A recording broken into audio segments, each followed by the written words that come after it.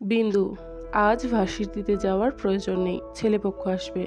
মা, কি শুরু করেছো বলো তো? 3-4 দিন আগেই না মাত্র দেখে গেল। সামনে পরীক্ষা আমার, ক্লাস এত মিস করলে চলবে? 2-1 দিনে কিচ্ছু হবে না, পরীক্ষার দেরি আছে আরো।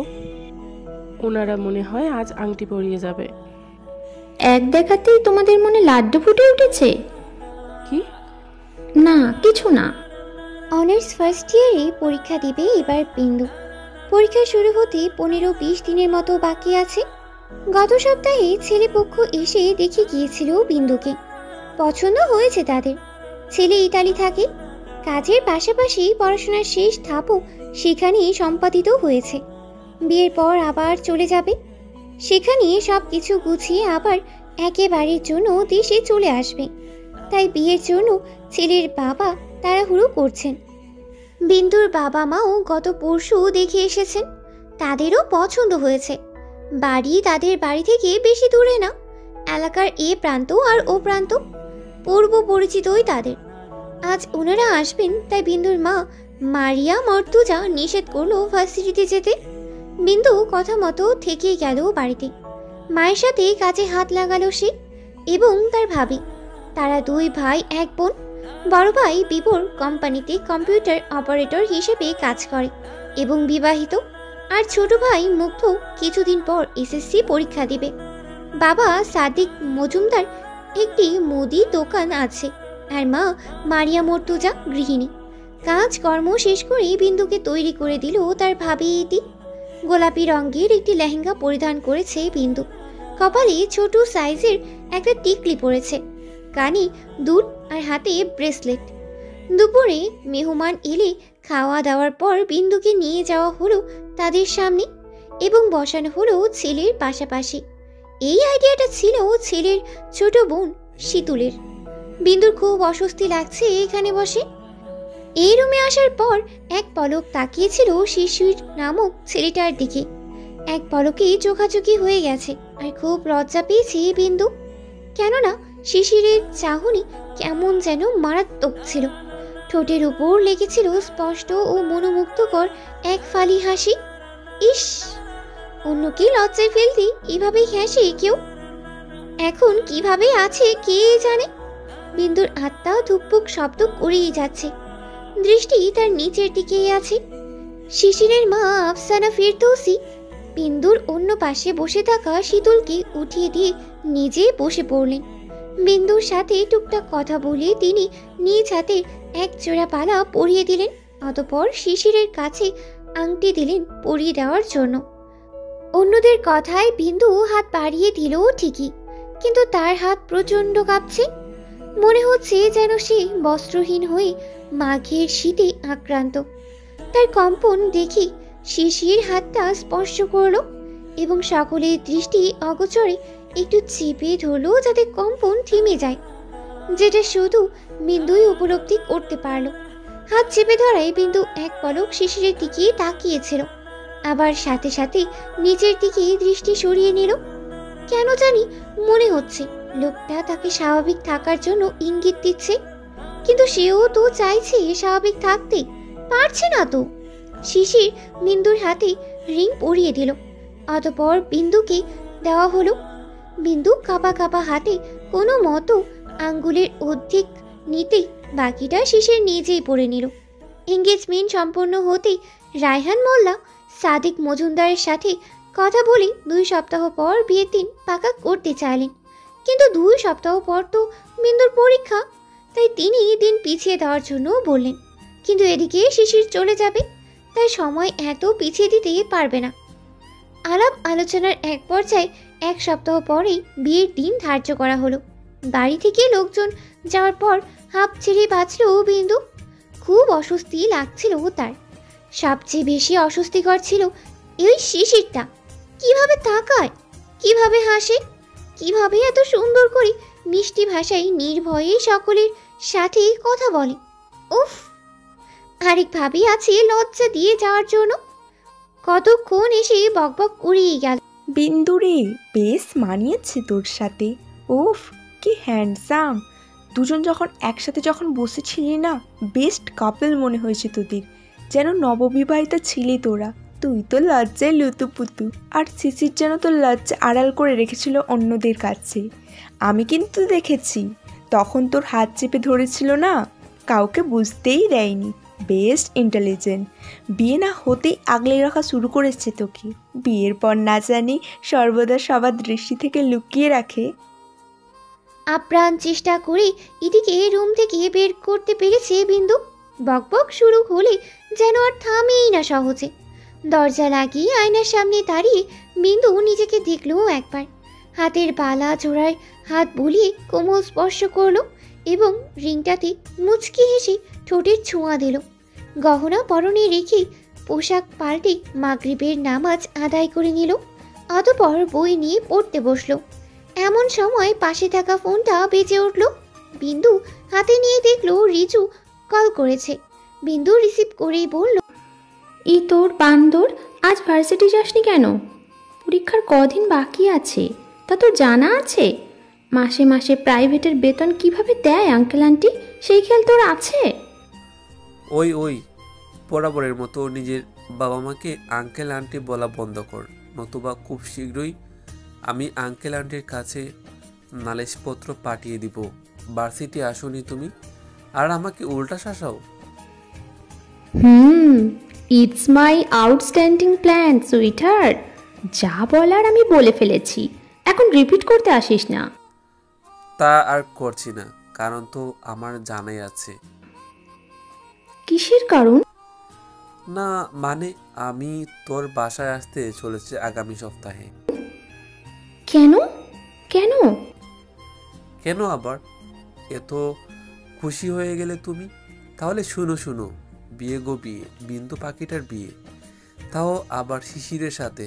উফ, ভাবতে পারছি না আমি, নামের তো মিল হয়ে যায় কিভাবে, শিশির বিন্দু। ওয়াও। ওই, এসব কে বললো তোকে? তুই না বললে কি অন্য কোনোভাবে আমি জানতে পারবো না বুঝি? তেমন কোনো রাস্তা দেখছি না আমি, ক্লিয়ার বল। ভার্সিটিতে আসতে না দেখে বিকেলে কল করছিলাম, তোকে পাইনি। ইতি ভাবি ফোন রিসিভ করেছে, আর তখন ভাবি বলল তুমি নাকি তোমার মিস্টারের সাথে বসে আছো, আমার সাথে কথা বলার মতো সময় তোমার হাতে নেই। রিজু, এত বানিয়ে কথা বলতে পারিস কিভাবে?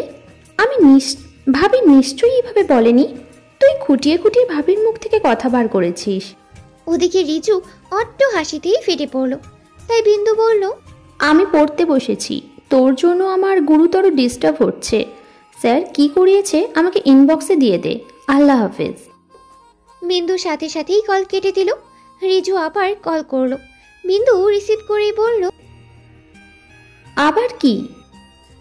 ওরে বিন্দু পাখি, আপাতত পড়াশোনা একটু কম করো, আর আমাকে কিছু ইনফরমেশন দাও। বাবির কাছে সব শুনতে পারিনি। তোর ৬-৭ বছরে কোনো দেবর টেবর আছে নাকি? লাইন ধরার সুযোগ হবে। তোকে বিরিয়ানির পাতিলে ফেলে তারপর রান্না করব, ফোন রাখ। রিজু হাসতে লাগলো, আর বিন্দু এদিকে কল কেটে দিল। কয়েক সেকেন্ড অতিবাহিত হতেই আবার ফোনটা বেজে উঠল। বিন্দু রিসিভ করে জোর গলায় বলল, রিজু, জবাই করে ফেলবো তোকে। বারবার বলছি আমি পড়তে বসেছি আর আমার ডিস্টার্ব হচ্ছে। চুপচাপ নোট সেন্ড করেন বক্সে। ওপাশ থেকে নরম কণ্ঠ ভেসে এলো, শিশির বলছে। কিসের শি? বিন্দু সাথে সাথেই ফোন কান থেকে নামিয়ে স্ক্রিনে তাকিয়ে দেখলো অচেনা নাম্বার। সে জিভে কামড় দিয়ে কপাল চাপড়ালো। উফ বিন্দু, তুই না দেখেই ফোন রিসিভ করেছিস কেন?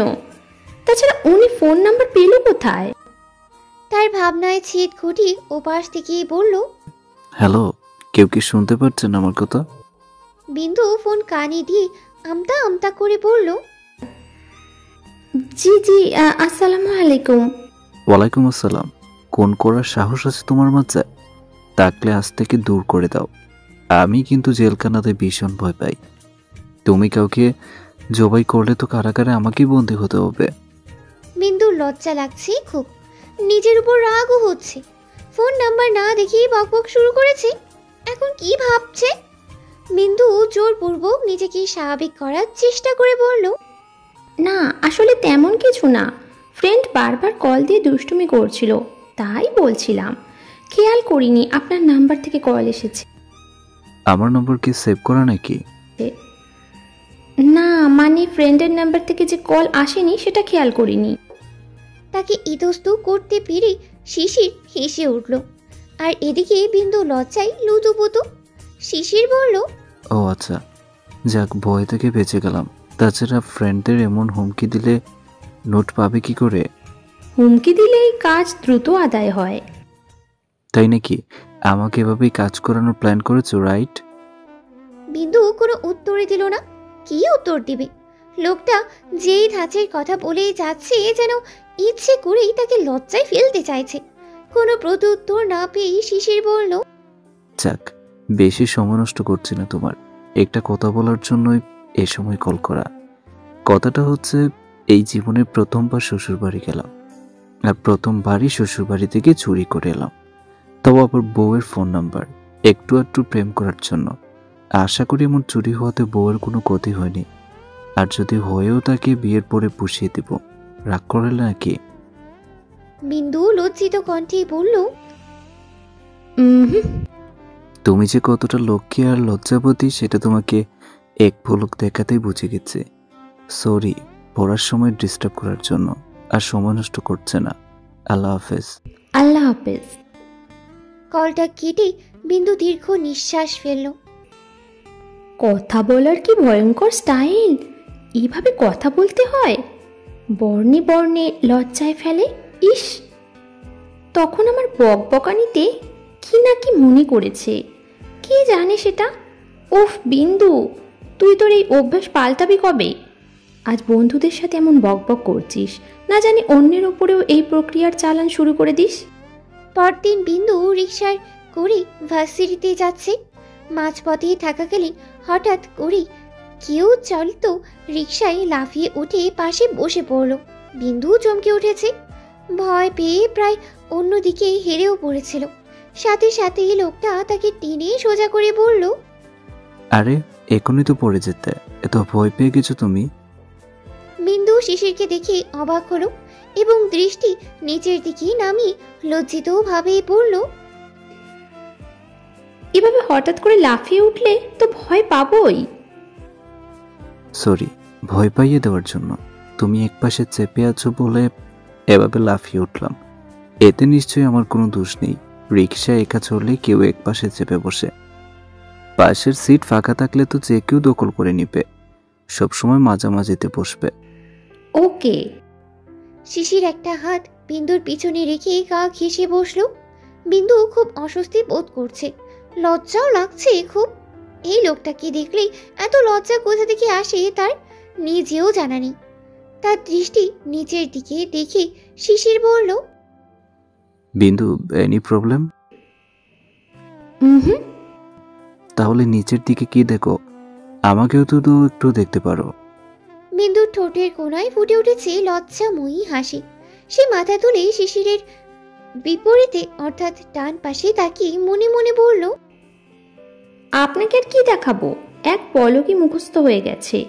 লাল একটা টি শার্ট পরেছেন, মিষ্ট গন্ধযুক্ত পারফিউম লাগিয়েছেন, কালো জিন্স পরেছেন, সিল্কি চুলগুলো মৃদ বাতাসে হেলছে। ইস, এভাবে যদি পড়াটা এক পলকে মুখস্থ হয়ে যেত। তার ভাবনায় ছেদ ঘটিয়ে শিশির বলল, এমন নীরবতা পালন করছো কেন? তোমার সামনে এক্সাম, এখানে কি ক্লাস চলে? না, কোচিং করছি। ও, একটা কথা জিজ্ঞেস করার ছিল। কাল পড়ছিলে বিদায় আর জিজ্ঞেস করা হয়নি, এখন করব? করুন। এত বেশি ভাবতে পারবে না। যদি ভাবতে চাও দ্রুত ভেবে উত্তর দিবে, আর উত্তর এক কথায় দিবে, অর্থাৎ হেবা না হওয়া চাই। অন্যের মতামতকে প্রাধান্য দিয়ে না, সম্পূর্ণ নিজের মত পোষণ করবে। রেডি? বিন্দু একটু ইতস্ত বোধ করলো। কি এমন প্রশ্ন করবে যার পিছনে এত শর্ত লাগানো? শিশির পকেট থেকে ফোন বের করে হাতে নিল। বিন্দুকে তার দিকে তাকিয়েতে দেখে শিশির হেসে বলল, ভয় পেও না, ইজি কোয়েশ্চেন, তবে সেটা তোমার জীবনের সিদ্ধান্তই বলতে পারো। শিশির কানের কাছে মুখ এনে ফিস ফিস করেই বলল, সামনে রিক্সাওয়ালা আঙ্কেল আছে, তাই মুখে বলছে না। আমি টাইপ করছি, তুমি হ্যাঁ অথবা নাতে উত্তর দিবে। এই ফিস ফিস শব্দ বিন্দুর মনের ভেতর উতল পাতাল এক অজানা তরঙ্গের সৃষ্টি করে দিয়েছে। গুরুতর অস্বস্তি অনুভব করছে। এমন লাগছে কেন তার? নিজেকে স্বাভাবিক করতে পারছেই না কেন? নিজের উপর বিরক্ত হয়ে যাচ্ছে সে। এদিকে শিশির ফোনে টাইপ করা শুরু করেছে। হাহ, ঢং!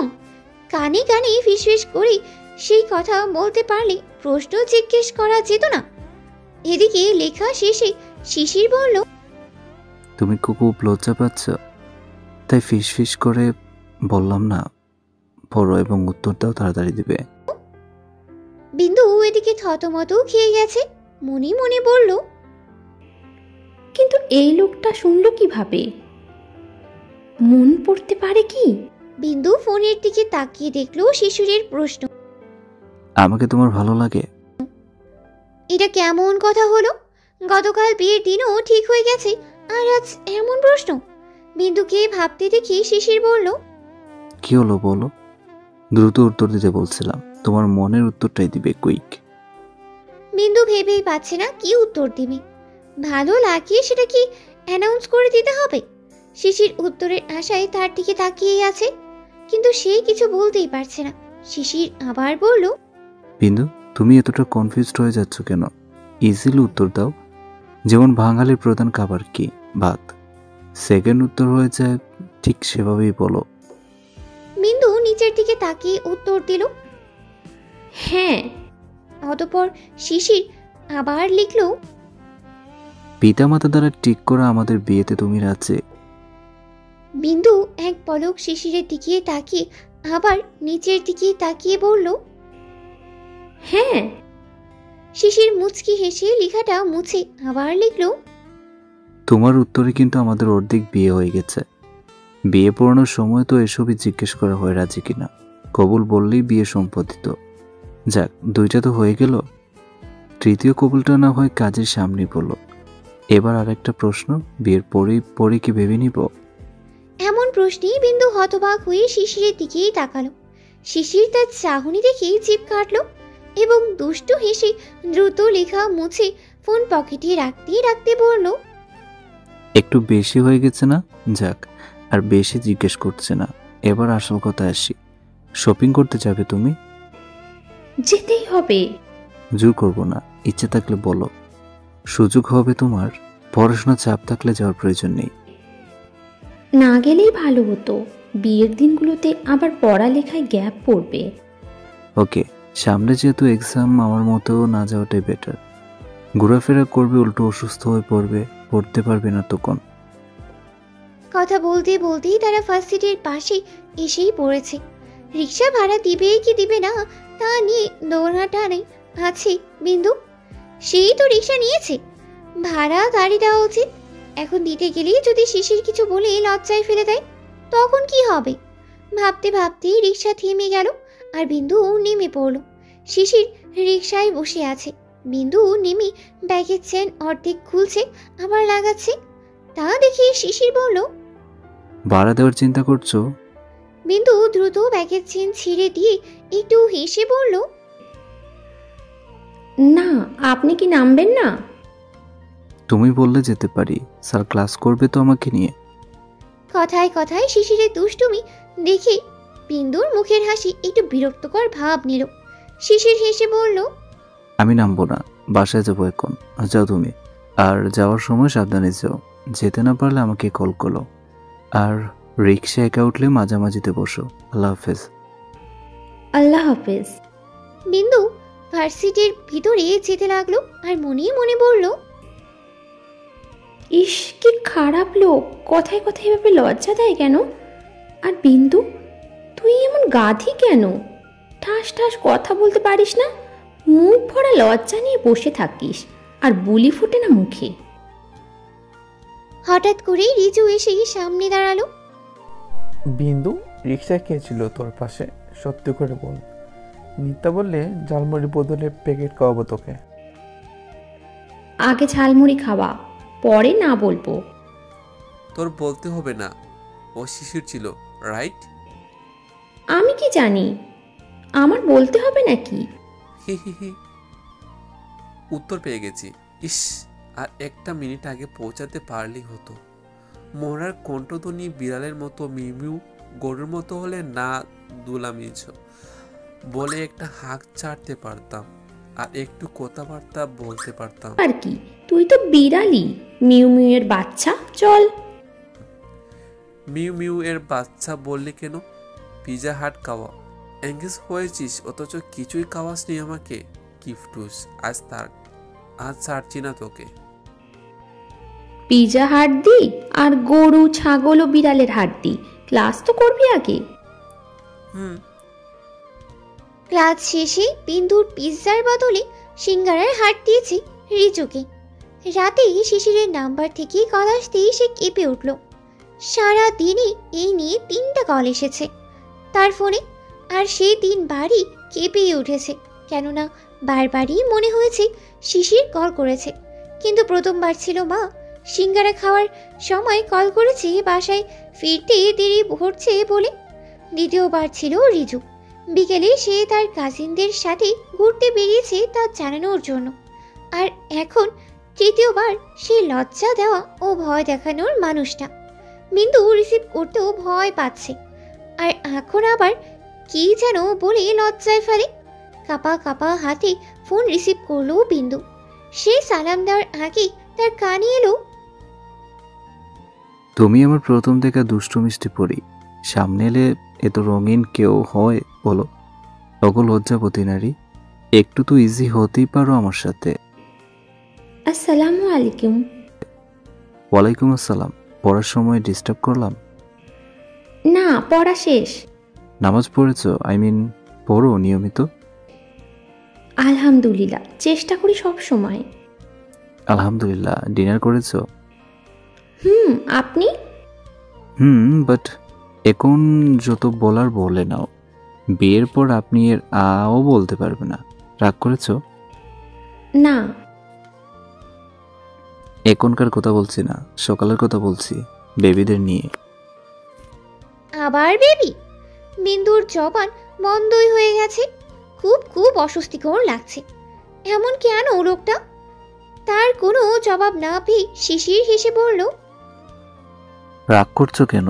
আসলে তুমি আমার সাথে একটু ফ্রি হতে পারছো না, এবং রিক্সায় থাকাকালীন অধিকতর লজ্জা পেয়ে যাচ্ছিলে, তাই ইচ্ছে করে একটু বেশি বলেছি। সরি কেন বলছেন? এখানে অপরাধের কিছু নেই। Are you serious? আমি তো দেখছি বেবিদের নিয়ে তোমার ইন্টারেস্ট আরো বেশি। ও নো, শিশির বিন্দু, তোমাকে এখন খুব দেখতে ইচ্ছে করছে। তুমি কতটা রঙিন হয়েছো লজ্জায়। বিন্দু লজ্জিত কণ্ঠেই বলল, আপনি এমন কেন? কেমন? জানি না। জানি নাটা কি? জানি না। আমি জানি। কি? অভদ্র প্রেমিক। ইস, আমাকে নিয়ে সন্দেহে দেখুন আবার। তুমি আমার জীবনের প্রথম প্রেমিকা। এটা ফেসবুক স্ট্যাটাস না, ইউনিভার্সাল ট্রুথ। অবশ্য তুমি হতেও যদি নাও, তোমার সাথে আমার বিয়ে ঠিক হতো। আমি শুধুমাত্র একজনের জন্যই সে অভদ্র প্রেমিক, যে কিনা আমার বউ হবে। আর বাকিদের জন্য কি ভদ্রপ্রেমিক? তুমি কি জানো এই প্রথম একটা পেজ দিলে আমার কথায়? হয়তো। বাকিদের জন্য আমি ভদ্র ছেলে। রাত জেগে পড়ো। Good habit. ঘুমিয়ে পড়ো। রাত জাগবে না কখনো, ঘুম নষ্ট হতে দিবে না। নিশ্চিন্তে ঘুমাবে, আর আমাকেও বেবিদের নিয়ে মিষ্টি মিষ্টি স্বপ্ন দেখবে। শুভরাত্রি। শুভরাত্রি। বিন্দু কল কেটে বলল, যা বলেছেন আপনি, এখন তো মনে হচ্ছে স্বপ্নেও এসে লজ্জা দিবেন। প্রতিদিনই চলেছে ফোনে টুকটাক প্রেমালাপ। অবশেষে আজ শিশিরের ঘরে বিন্দু। মাথা নিচু করে বিছানার মাঝামাঝিতে বসে আছে রাঙ্গা বধূ। দরজা খুলে কেউ ভিতরে প্রবেশ করতেই ধুক করেই উঠল বিন্দুর প্রাণ। কানে ভেসে এলো সুরেলা কণ্ঠে কিছু শব্দ। আকাশে ফুটে উঠেছে এক টুকরো চাঁদ, ঝলমলে করেছে অন্ধকার রাত। রাঙা পায়ে পদার্পণ করেছে দেখো গৃহবধূ। রশ্মি চারিত্র গৃহে নিলিবিলি বসে আছে আলোকিত কামরায়। এ যেন আমার গৃহচাঁদ। কথাগুলো বলতে বলতে এতক্ষণে শিশির বিন্দুর কাছে চলে গেছে। বিন্দুর মনের ভেতর দুঃখগানি যেন শতগুণী বেড়ে গেছে। শিশির বিছানার পাশাপাশি বসে আবার বলল, ওগো লজ্জাবতী নারী, লজ্জায় কেন নত শির তুমি? আজ পরপুরুষ নহে, তোমারই জীবন সঙ্গী আমি। উদয়ন করো মুখখানি, দৃষ্টিতে হারাবো তোমাতে অগমর রানী। বিন্দু যেন লজ্জায় মাটিতে মিশেই যাচ্ছে, হাত পায়ে কম্পনও ধরে গেছে। এভাবে কেন বলছে এ লোকটা? তার মনের অবস্থাটা কি একটু বুঝতে পারছে না? বিন্দুকে মাথা তুলে সোজা না হতে দেখি শিশির মৃদু হাসল। হাত বাড়িয়ে সে বিন্দুর একটা হাত স্পর্শ করলো। সে তার কম্পন অনুভব করতে পারছে, তাই সেই হাতটা টেনে হাতের পিঠে একখানা চুম্বন করলো। বিন্দু কেঁপে উঠল, তার সর্বাঙ্গে শিহরণ বয়ে গেল। শিশির আঙ্গুলের ফাঁকে আঙ্গুল রেখে হাত মুঠোয় ধরে বলল, তুমি যে শিশির বিন্দু সেটা কি তোমার জানা ছিল না? তাহলে আজ এত নার্ভাস কেন হয়ে পড়ছো? B easy Shishir Bindu, now your couple. I deeply feel you, so you should feel me. Shishir অন্য হাতে বিন্দুর মুখটা তুলে সোজা করতেই বিন্দুর আঁখি জোড়া বন্ধ হয়ে গেছে। ঘন ঘন কাঁপছে চোখের পাতা। শিশিরের কণ্ঠে উচ্চারিত হলো মাশাআল্লাহ। সাথে সাথে শিশির তার কপালে আলতো কোমল স্পর্শ করে থুতনি ছেড়ে দিল। এবার অন্যরকম কণ্ঠে বলল, উফ, তোমার তো পরীক্ষা সামনে, এখন বাসর টাসর নিয়ে ভাবলে চলবে না। ওসব চিন্তা মাথা থেকে নামিয়ে ফেলো, পড়াশোনায় মনোযোগ দাও। পড়ার মুড আছে, বই এনে দিব, পড়তে বসবা। শিশিরের মুখে এমন উক্তি শুনে বিন্দু অবাক হলো এবং চোখ খুলেই তাকালো। শিশির যে চরম ফানি মোড়ে আছে সেটা বিন্দু সহজেই বুঝে গেছে, তাই সে ঘাড় ঘুরিয়ে অন্যদিকে তাকিয়ে মুখে হাসি ফুটিয়ে তুলল। শিশির বিছানা ছেড়ে নেমে গেল। ঘড়ি খুলতে খুলতেই বলল, বাবাকে নিষেধ করেছিলাম এত সব অনুষ্ঠান করতে, বুঝিয়েছিলাম তোমার পরীক্ষা, পড়াশোনার ডিস্টার্ব হবে। ওনার কি আর তোমার পরীক্ষার চিন্তা আছে? একমাত্র ছেলের বিয়ে বলে কথা, লোক দাওয়াত করবে না সেটা কি করে হয়? সাথে যুক্ত হয়েছে আমার শ্বশুর মশাই। দু একদিন পড়াশোনা মিস হলে নাকি কিছুই হবে না। আমার যে বউয়ের কাছে আরো 2 দিন চাই সেটা তার বোঝাই কি করে থাকে?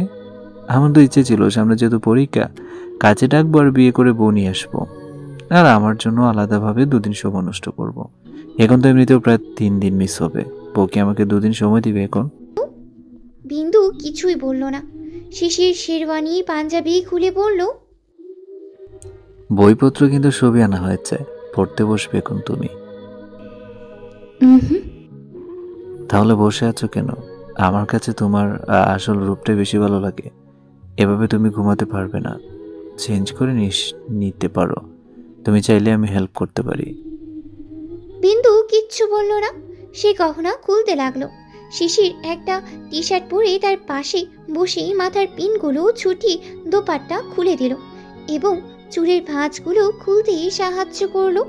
বিন্দু লাগেজ খুলে সুতি একটা 3 পিস হাতে নিলে শিশির বলল, বেনারসিটা না হয় পরনে থাকুক, ঘুমোতে পারবে না শাড়ি পরে?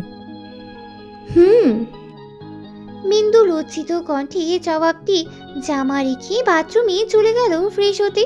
ফ্রেশ হওয়ার পরেও অযথা কিছু সময় বাথরুমে নষ্ট করে এক সময় বেরিয়ে এলো।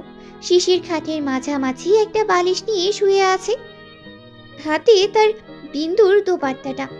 গহনাপত্র খাট থেকে গুছিয়ে রেখেছে হয়তো কোথাও, কিন্তু বালিশ আরেকটা কোথায়? একটু আগেও তো 2টো বালিশ ছিল।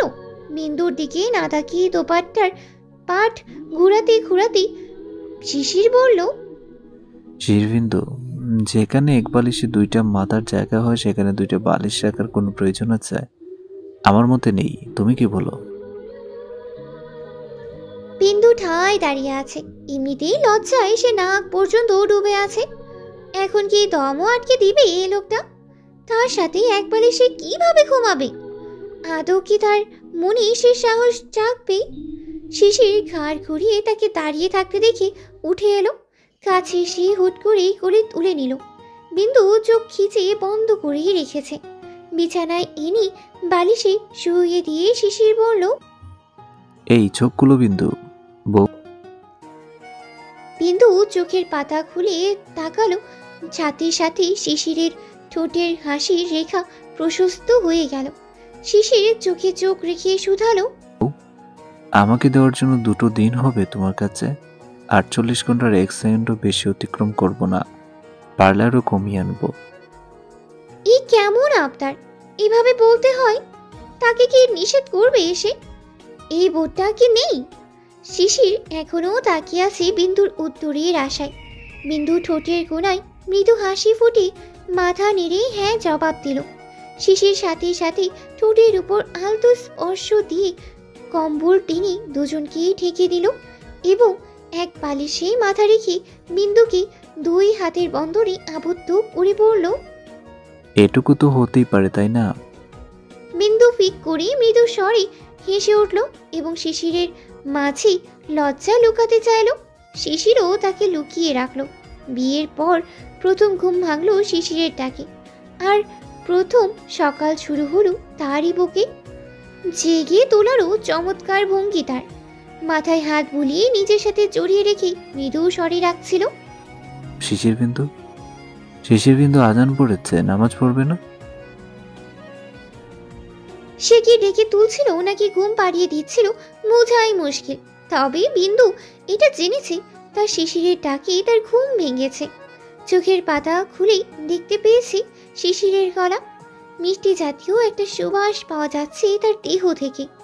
অতঃপর লক্ষ্য করল তার একটা হাত শিশিরের ঘাড়ের নিচ দিয়ে পেছনে অবস্থান করছে, অন্য হাত শিশিরের পেটের ওপরের অংশে টি শার্ট আঁকড়ে ধরে রেখেছে, আর সে শিশিরের হাতের ওপর শুয়ে আছে। শিশিরের এক হাত তার মাথায় বিলি কাটছে এবং অন্য হাত শিশির শাড়ির নিচে পেট পর্যন্ত অতিক্রম করে পিঠের অবস্থান নিয়েছে। তার পা দুটি শিশিরের 2 পায়ের মাঝে নিয়ে আটকে রেখেছে। বিন্দু শিশিরের ওপর থেকে হাত সরিয়ে নিতে শিশির বুঝে গেছে সে জেগে গেছে, তাই মাথায় চুমু দিয়ে বলল, শুভ সকাল শিশির বিন্দু, নামাজ পড়বে না? হুম।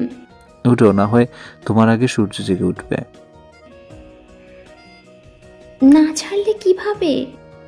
শিশির হেসে তাকে 5 সেকেন্ডের জন্য জোরে চেপে ধরে আবার ছেড়ে দিল এবং দুজনেই উঠে ফ্রেশ হয়ে নামাজ আদায় করে নিল। নামাজ পড়া শেষ হতেই শিশির তাকে বই এনে দিল পড়তে বসার জন্য। সে দরজা খুলে বেরিয়ে নাস্তা করার জন্য কিছু খাবার নিয়ে এলো বিন্দুর জন্য। খাবার খেয়ে পড়তে বসলে মনোযোগ তুলনামূলক বৃদ্ধি পাবে, এটা বিন্দুর জন্য শিশিরের উক্তি। কেননা পেটে ক্ষুধা থাকলেও বিন্দু এখন বলবে না। তার কথায় অল্প খেয়ে বিন্দু পড়তে বসলো। যদিও কোনো ইচ্ছে ছিল না এখন পড়তে বসার, তবুও বসতে হলো। কেউ যেন এসে বিরক্ত না করে সেই ব্যবস্থাও করে রেখেছে শিশির। দরজা লক করে সে রুমেই বসে আছে। সকাল 8টার পর সে দরজা খুলে রুম থেকে বেরিয়েছে। বিন্দু তখনও পড়ছিল। শিশিরকে বের হতে দেখে হাই তুলতে তুলতে শীতল এসে রুমে প্রবেশ করলো। বিন্দুকে পড়তে দেখে শীতল অবাক হয়ে বলল, ভাবি, তোমার বিয়ে অথচ তুমি পড়তে বসেছ? আমি তো তোমার বিয়ের জন্য আরও 1 সপ্তাহ আগে থেকেই পড়া বন্ধ করে দিয়েছি, আর এখন ফ্রেশ হওয়ার পরেও আমার ঘুম কাটতেছে না, আর তোমার হাতে বই। বিন্দু মৃদু হেসে বলল, আমার তো পরীক্ষা, তাই পড়ার তাড়া। আমারও ইচ্ছে ছিল না। তোমার ভাইয়া বই হাতে ধরিয়ে দিয়েছে, পড়াও হয়েছে অনেকটা। তো রেখে দিচ্ছ কেন? আমি এসে ডিস্টার্ব করলাম? না, অনেকক্ষণ পড়েছি, এখন রেখেই দিতাম। শীতল ধপাস করে খাটে বসে পড়ল এবং তার গল্প শুরু করে দিল। বিন্দু তার সাথে কথা বলতে বলতে বইপত্র গুছিয়ে বিছানাও গুছিয়ে রাখলো। এর পরপরই অন্যরা একে একে আসতে লাগলো নতুন বইয়ের সাথে সাক্ষাৎ করার জন্য। অনুষ্ঠান শেষ হলে আর বিন্দুদের বাসায় যায়নি। শিশির ইতালি চলে যাওয়ার শেষ সময়ে যাবে তাদের বাসায় বেড়াতে।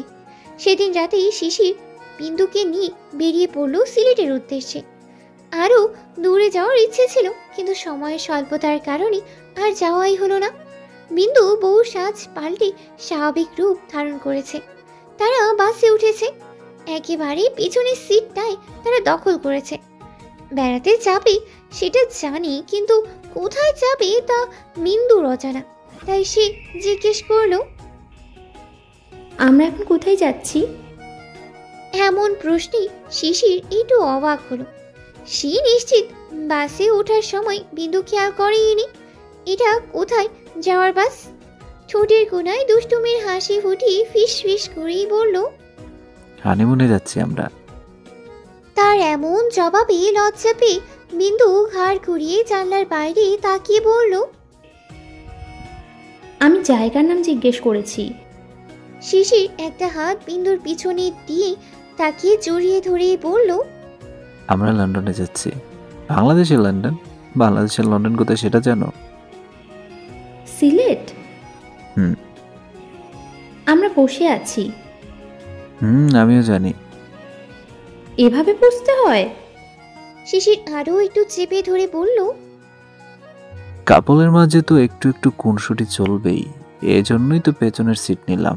ওহ, মোস্ট ইম্পর্টেন্ট কথা, বই নিয়েছি সাথে, মাঝে মাঝে একটু পড়াশোনা করতে পারবে। এখন কি পড়বে? এই সময় পড়ার কথা বলায় বিন্দু ভ্রু কুচকিয়ে তাকালো তার দিকে। শিশির তার নাকটা টেনে বলল, বউটা আমার রাগও করতে জানে, এই প্রথম দেখলাম।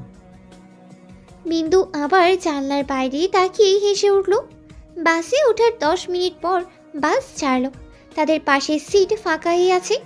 সামনেও হয়তো 2-1টা সিট ফাঁকা পাওয়াই যাবে। মানুষ এতটা ওঠেনি। বাস চলতেই শুরু করেছে।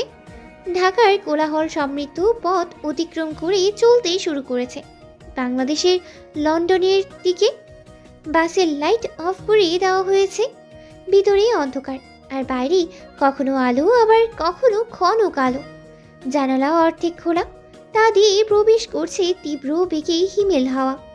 শিশির বিন্দুকে সহ মোটা চাদরে গুটিয়ে নিয়েছে নিজেকে। অন্ধকার পথে ভ্রমণ করার মজাই আলাদা। আর বাসে লোকগুলো সেই মজাটাকেই উপেক্ষা করে বেঘুরে ঘুমাচ্ছে এক একজন। বিন্দু তার ভার 2 দিনের করা সম্পর্কের প্রিয় মানুষটার ওপর ছেড়ে দিয়ে হেলান দিয়ে উপভোগ করছে রাতের আধারের দৃশ্য।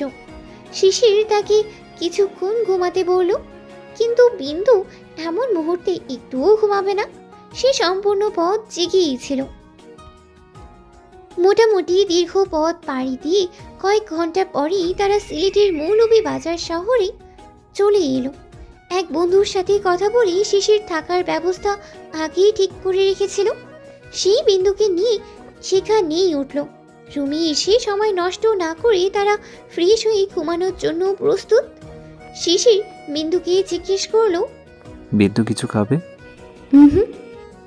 ক্লান্ত লাগছে? না। দৃষ্টি সুদায়, হ্যাঁ, উষ্ট সুদায় না। এ কোন মুহূর্ত বেগম যে শিশিরকে ফেলছে দুটানা? বেগমের অজানা? শিশির শব্দ করে হেসে উঠল। আর বিন্দু তার হাসিতেই লজ্জিত। আর লজ্জা বাড়িয়ে দিতে শিশির বলল, ক্লান্তি নাশ করে দিব। ঘুমাবে না? শিশির কানে কানে ফিসফিস করে বলল, ঘুমোতে আসিনি তো, এসেছি মধুচন্দ্রিমায়। বাইরে কি দেখোনি তুমি? জল জল করছে প্রকৃতির রূপালী জোছনায়। সকালে শিশিরের সিলেটি বন্ধুর সাথে দেখা করলো তারা। অতঃপর বেরিয়ে পড়লো ভ্রমণে। সারি সারি পাহাড়, পাহাড়ে পাহাড়ে উঁকি দিয়ে চলছে জলধারা। সবুজ অরণ্যে ছেয়ে আছে পথঘাট। এই তো অপরূপ সৌন্দর্যে সজ্জিত প্রিয় বাংলা। এই তো বাংলার লন্ডন। হাজারো কবি মনীষী মাতাল হয়েছে বাংলার প্রকৃতির ঘ্রাণে, মুগ্ধ হয়েছে তার রূপে। সেই মনোমুগ্ধকর দৃশ্য বাংলার প্রকৃতিতে আজও বহমান। সেই মাতাল ঘ্রাণ আজও মিশে আছে বাংলায় প্রবাহিত বাতাসে। শিশির বিন্দু একে একে মৌলভীবাজার, শ্রীমঙ্গল, শায়েস্তাগঞ্জ, হবিগঞ্জ ও মাধবপুর লেক ঘুরেছে। 2-1টা বই সাথে নিলেও পড়াই হয়নি, কেননা এত অল্প সময়ের জন্য প্রকৃতির সাথে সাক্ষাৎ করতে এসেছে বিন্দু। তাই পড়াশোনা একটু বন্ধ রেখে মুহূর্তটা আনন্দের সাথে উপভোগ করলো। শ্রীমঙ্গলের চা বাগানে ঘোরার সময় শিশিরের আবেদনে বিন্দু তাকে গান শুনিয়েছে।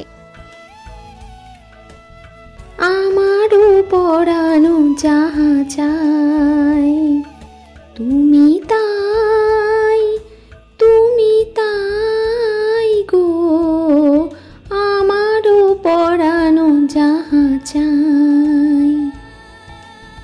তোমা ছাড়া আর এ জগতে মোর কেহ নাই, কিছু নাই গো, আমারও পরানো যাহা চাই। তুমি তাই, তুমি তাই গো, আমারও পরানো যাহা চাই। তুমি সুখ যদি নাহি পাও, যাও সুখের সন্ধানে যাও। তুমি সুখ যদি নাহি পাও, যাও সুখের সন্ধানে যাও। আমি তোমারে পেয়েছি হৃদয় মাঝে, আরো কিছু নাহি চাই গো, আমারও পরানো যাহা চাই। তুমি তাই, তুমি তাই গো, আমারও পরানো যাহা চাই। আমি তোমারও বিরহে রহিব বিলীন, তোমারে করিব বাস। দীর্ঘ দিবস, দীর্ঘ রজনী, দীর্ঘ বরষ মাস। যদি আরো কারে ভালোবাসো, যদি আরো ফিরে নাহি আসো, যদি আরো কারে ভালোবাসো, যদি আরো ফিরে নাহি আসো, তবে তুমি যাহা চাও তাই যেন পাও। আমি যত দুঃখ পাই গো, আমারও পরানো যাহা চাই। তুমি তাই, তুমি তাই গো, আমারও পরানো যাহা চাই।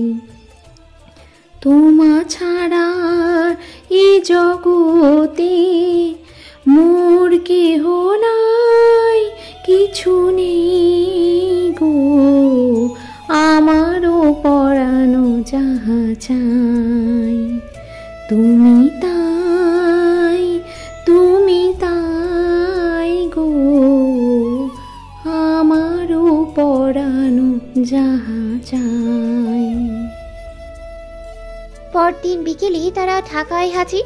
শিশির বিন্দুর কাছে কাটায় কাটায় হিসেব দিল ভ্রমণ সহ 43 ঘন্টা সময় নিয়েছে সে। বাড়িতে ফিরে কিছুক্ষণ বিশ্রাম নিতেই শিশির তার হাতে আবার বই ধরিয়ে দিল। নিষেধ করা সত্ত্বেও বিন্দুর সেবা যত্ন করতে লেগেই গেল। তার ধারণা জার্নি করার ফলেই বিন্দুর মাথা ব্যথা করছে, আর মাথা ব্যথা নিয়ে সে পড়ায় মনোযোগী হতেই পারবে না। তাই অয়েন্টমেন্ট লাগিয়ে সে বসে বসে মাথা ম্যাসেজ করেই দিচ্ছে। পরদিন বিন্দুর বাবা মা এসেছে তাদের নেওয়ার জন্য। উভয়ই চলে গেল তাদের বাসায়, সঙ্গী তাদের বই। সেখানে একদিন কাটিয়ে আবার ফিরে এসেছে। শ্বশুর বাড়িতে ঠিকই বিন্দুর পড়াশোনা মনোযোগী। শাশুড়িও কোনো কাজ করতেই দেয় না, সারাক্ষণ পর পর আর পর। আর অবসর সময় স্বামী স্ত্রীর প্রেম একঘেয়েমি কাটাতে একটু একটু বাইরে ঘোরাঘুরি। প্রথম পরীক্ষার দিন শিশির সাথে নিয়ে যাচ্ছে রিকশায় করে। বিন্দুকে জিজ্ঞেস করলো, শিশির বিন্দু নার্ভাস? একটা পানিতে কি হবে? কিছু কিনে দিব? না। মন খারাপ কেন তোমার? কোথায়? এমন নীরব হয়ে আছো যে? এমনি। আচ্ছা, ইতালিতে কি রিক্সা চলে? কেন? কখনো চলতি রিক্সায় লাফিয়ে উঠবে না। শিশির শব্দ করে হেসে উঠল, আর বরাবরই নেই তার হাসিতে লজ্জা পেয়ে বিন্দু ঘাড় ঘুরিয়ে অন্যদিকে তাকিয়ে বলল, হাসির কি আছে? এভাবে লাফিয়ে উঠলে অ্যাক্সিডেন্ট হতে পারে। শিশির বিন্দুর পেছনে হাত রেখে বলল, আচ্ছা আর আসবো না, রিক্সায় লাফিয়ে উঠবো না। পরীক্ষা শেষে রিজু সহ তারা ফুচকার স্বাদ উপভোগ করে বাসায় ফিরল। দ্বিতীয় পরীক্ষা আগামী সপ্তাহে। আগের দিন শিশির চলে যাবে। ইতালি চলে যাওয়ার আগের দিন রাতে শিশিরের বুকে মাথা রেখে শুয়ে আছে বিন্দু। শিশির মাথায় হাত বুলিয়ে দিতে দিতে বলল, শিশির বিন্দু, আমি চলে গেলে আমাকে মিস করবে না? বিন্দু কোনো জবাবই দিল না। ভিতরটা কাঁপছে তার। মাত্র কয়েক দিনেই এতটা আপন ও এতটা মায়ায় জড়িয়ে ফেলেছে। এখন তাকে ছাড়া থাকবে কিভাবে? আগে থেকেই জানতো চলে যাবে, কিন্তু সময় ঘনিয়ে আসায় এখন মন মানছেই না তার। শিশির তার উন্মুক্ত বুকে ভেজা অনুভব করতেই শিশির বিন্দু বলি চমকে উঠল। সেই মাথা তুলেই বিন্দুকে বালিশে নামিয়ে দিতেই বিন্দু চোখ বন্ধ করে ফেলল। শিশির বলল তাকে চোখ খুলেই তাকাতে, কিন্তু সেই তাকাচ্ছে না। দু চোখের কোণা বেয়ে গড়িয়ে পড়ছে অশ্রু। শিশির ওর তার ওষ্ঠ দ্বারা তার শুষিয়ে নিতে নিতে বলল, এই কি শুরু করেছো এসব? এমন করলে যাব কিভাবে আমি? শিশির বিন্দু, stop, open your eyes, just see your শিশির, আদারওয়াইজ নাথিং হেয়ার। বিন্দু চোখ খুলেই তাকালো তার দিকে। শিশির মৃদু হেসে বলল, তুমি যে কতটা চালাক হয়ে গেছো সেটা কি আমি বুঝি না?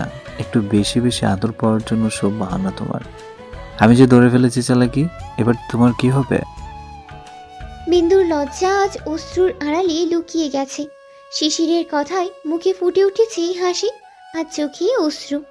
ঘুমানোর ইচ্ছে নেই, তবু শিশিরের ঘুম পাড়ানির স্পর্শে ঘুমাতে সে বাধ্য। সকালে ঘুম ভাঙলে পাশে শিশিরকে পেলই না। চোখ খুলে এপাশ ওপাশ তাকালো, শিশির নেই। অন্য দিনের মতো আদর করে ডেকে তোলেইনি আজ। আগে উঠে বাইরে গেছে হয়তো। শিশির আজ চলে যাবে সেটা মনে হতেই বিন্দু তড়িঘড়ি করে উঠে পড়ল। তার কাপড় চোপড় গুছিয়ে দিতেই হবে তো। সে বিছানাপত্র গুছিয়ে ওয়াশরুমে এসে ফ্রেশ হয়ে নিল। তোয়ালে দিয়ে মুখ মুছতে মুছতে ড্রেসিং টেবিলের সামনে এসে দাঁড়ালে চোখ পড়ল কলমের নিচে রাখা কাগজের ওপর। বিন্দু কাগজটা হাতে নিয়ে দেখল, সরি শিশির বিন্দু, ঘুমের মধ্যেও কাঁদছিলে তুমি, তাই জাগানোর সাহস হয়নি আমার। সবুজ গাছের বুকে জমা শিশির সূর্যের দেখা পেলে হারিয়ে যাই, কিন্তু আমাকে সূর্য উদয়ের আগেই বেরিয়ে আসতে হলো। বিকেল 3টায় না, ভোর 3টায় ফ্লাইট ছিল আমার। আমার বিন্দু তো রাগ করতে জানে না, আমি চাইও না সেটা কখনো জানুক। অন্ধকার ফুরিয়ে এলে তো ভুবনে আলো ফুটবেই, আবার আলো নিভে অন্ধকার গনিয়ে এলে তো ঘাসে শিশির জমবেই। ঠিক তেমনি করে দেখবে তোমার শিশির তোমার সামনে হাজির হয়ে গেছে। আমি তো তোমার থেকে দূরে সরে যাইনি, দেখো তোমার কণ্ঠহারে ঝুলে আছে আমি। আমার দেহ ভাষা থেকে একা বের হয়নি। তোমার অশ্রু, প্রেম, স্পর্শ, ভালোবাসা সব নিয়ে এসেছে।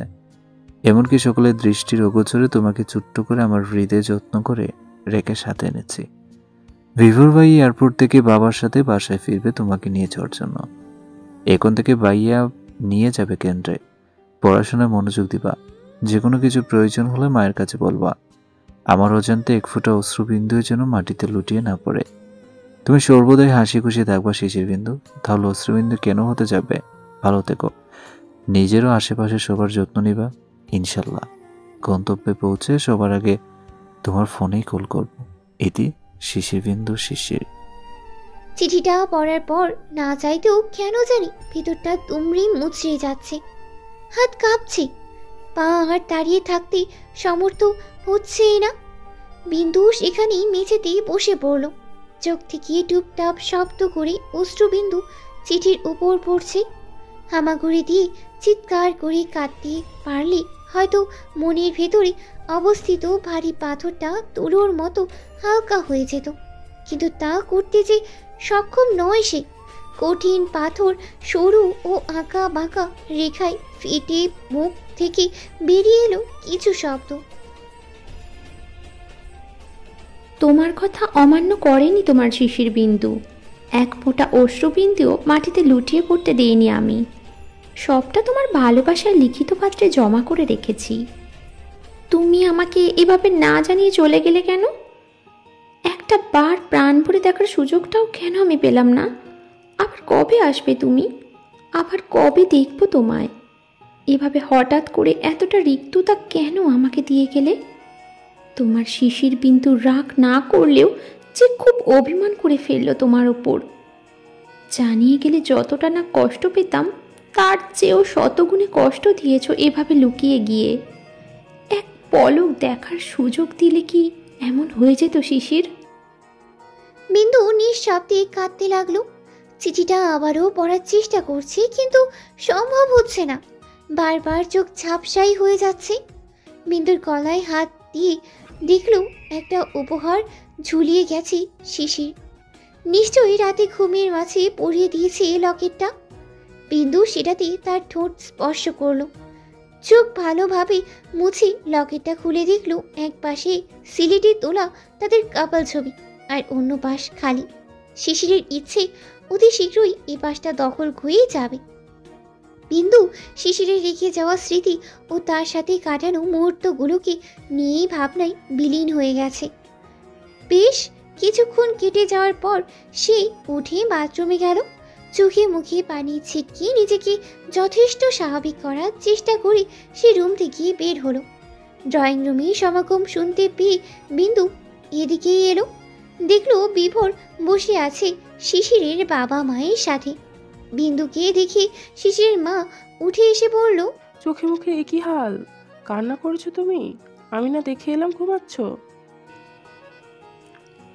মা, আমি কি ভাইয়ার সাথে এখনই বাড়িতে যেতে পারি? হ্যাঁ, তোমার ভাইয়া তোমাকে নিয়ে যেতে এসেছে। এসো, নাস্তা করবো সবাই মিলে। আমি খাবো না মা, ভালো লাগছে না আমার। শরীর খারাপ? না, ঠিক আছি আমি, খেতে ইচ্ছা করছে না এখন। অল্প খেয়ে নাও, তা না হলে অসুস্থ হয়ে পড়বে। কাল তো আবার পরীক্ষা, মন খারাপ করো না। শিশির কিছুদিন পরই চলে আসবে। এখন পড়াশোনায় একটু মনোযোগ দাও, ভালো মতো এক্সাম দিও। এক্সামের পরপরই আবার নিয়ে আসবো, কেমন? আচ্ছা। বিন্দু রুমে এসে ব্যাগ গোছাতে লাগলো। শীতল এসে বলল, ভাবি তুমি চলে যাচ্ছ, বাড়িটা পুরো ফাঁকা ফাঁকা লাগবে। এক্সাম শেষ হলে চলে আসবো। তোমার এক্সাম কবে শেষ হবে? প্রায় 1 মাস। ও, কতদিন! এতদিন আমাকে মিস করতে হবে। মিস কেন করবে? বাসা তো দূরে না, যখন ইচ্ছে হবে চলে যাবে। আমার ইচ্ছে হলেই যেতে পারবো নাকি? তুমি ডাকলে না মায়ের কাছে একটু বাহানা দিতে পারবো? আচ্ছা, যখন ইচ্ছে হবে কল করে জানিও, আমি ডেকে নিব। ওকে। বিভোর নাস্তার পরপরই বিন্দুকে নিয়ে চলে গেল। বিন্দু কিচ্ছু খেলো না সেই বাড়িতে। নিজ বাড়িতে আসার পরও তার মা খেতে বলেছে, কিন্তু সে খায়নি। পড়াও হয়নি একটু। সারাক্ষণ মাথায় ছিল শিশির, আর চোখে ছিল অভিমানী অশ্রু। বিকেলের অগ্রভাগে ফোন বেজে উঠল। বিন্দু হাতে নিয়ে দেখল অচেনা নাম্বার। তাছাড়া এটা বাংলাদেশি নাম্বার না। সে নিশ্চিত শিশির কল করেছে, তাই সে রিসিভ করলোই না। ফোনটা একবার বেজে বন্ধ হয়ে আবার বাজতে শুরু করলো। এবার বিন্দু কেটে দিল। পরপর আরও 4 বার কল দিল, কিন্তু বিন্দু রিসিভ না করে বারবার কেটে দিয়েছে। এরপর মেসেজ এলো, কল রিসিভ করছো না কেন? 1 মিনিট পর আবার মেসেজ। রাগ করেছো আমার শিশির বিন্দু? তারও রিপ্লাই না পেয়ে আবার কল করে 2 মিনিট পর মেসেজ দিল, সুইটার্ট, একবার রিসিভ করো কলটা, আমার টেনশন হচ্ছে। পরপর আরও 2 বার কল এলো, কিন্তু রিসিভ হলো না। এদিকে তাকে উপেক্ষা করে বিন্দুর ভিতরে ভাঙচুর হচ্ছে। 5-7 মিনিটের মতো পার হতে বিন্দুর ফোনে কল এলো তার শ্বশুর রায়হান মোল্লার নাম্বার থেকে।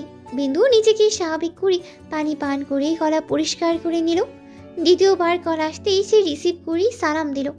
তিনি সালাম নিয়ে জানালেন শিশির তার ফোনে কল করছে, সে যেন রিসিভ করে। উনি নাম্বার সহ টেক্সট করে দিলেন চিনি নেওয়ার জন্য। বিন্দু বেশ বুঝতে পারছে শিশির তার বাবার সাথে কথা বলে কৌশলে বলেছে তাকে জানিয়ে দিতে, যাতে সে কল রিসিভ করে। শ্বশুরের কথা তো আর ফেলে দেওয়া যায় না, তাই বিন্দু ঠিক করলো এবার রিসিভ করবে। ফোন হাতে নিয়েই বসে আছে সে। 3-4 মিনিটের মতো অতিক্রম হতেই আবার কল এলো। বিন্দু রিসিভ করে কানে ধরে রাখলো, কিন্তু কোনো কথা বলল না। শিশির ওপাশ থেকে প্রথমেই বলল, সরি শিশির বিন্দু, কথা বলবে না? ইচ্ছে করছিল না আসতে। বের হওয়ার পূর্বে বারবার শুধু দরজা থেকে বিছানা পর্যন্ত পায়চারি করতে হয়েছে। যেখানে আমি নিজে এতটা শূন্যতা অনুভব করছিলাম, সেখানে তুমি কি করতে? তোমাকে শান্ত দেখেও আসতে পারছিলাম না। যদিও জাগ্রত থেকে অশান্ত হয়ে থাকতে, তাহলে কিভাবে আসতাম আমি? একটু কথা বলো, টেনশন হচ্ছে আমার। এভাবে রেখে না গেলে মোটেও শূন্যতা অনুভব হতো না। এই তুমি কাঁদছো কেন? আমি ফিরে আসবো কিছুদিন পরে। আমি কেন কাঁদতে যাব? আমার কান্নারই বা কার কি আসে যায়? এই পাগলি, এভাবে বলতে নেই, শিশিরে কষ্ট হয়। ভিডিও কল দিয়ে রিসিভ করো, একবার দেখি আমার শিশির বিন্দুকে। শিশির বিন্দুকে যেখানে প্রত্যক্ষ দেখারই সুযোগ দেওয়া হয়নি, তাহলে এই কৃত্রিম দেখাবে কি করে? দেখবো না আমি কাউকে। শিশির প্রায় 1 মিনিট চুপ থেকে আবার বলল, সরি। বিন্দু কিচ্ছু বলছে না, কিন্তু তার শ্বাস প্রশ্বাসের শব্দে সেই বুঝতে পারছে বিন্দু কাঁদছে।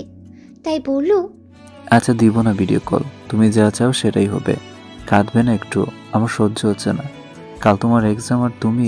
শিশির বিন্দু, স্টপ ক্রাইং। বিন্দু বিছানায় ফোন রেখে বাথরুমে চলে এলো।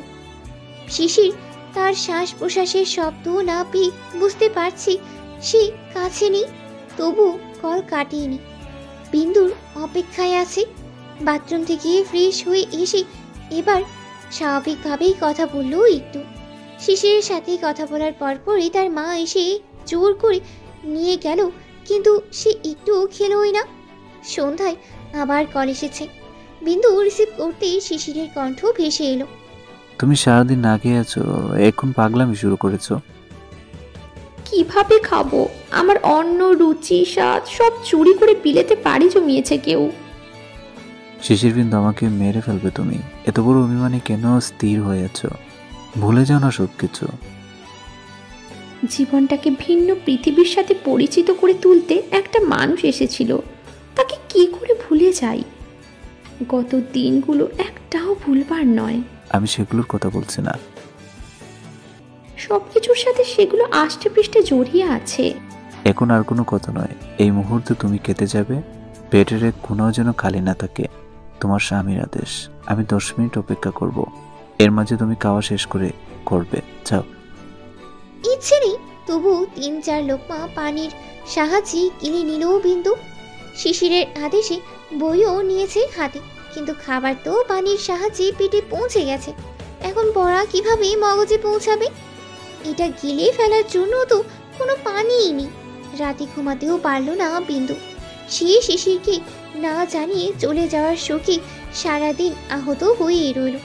শেষ রাতে একটু ঘুমাতে পেরেছে সে। ঘুম থেকে উঠে একটু রিভিশন দিতে পেয়েছে বইটা।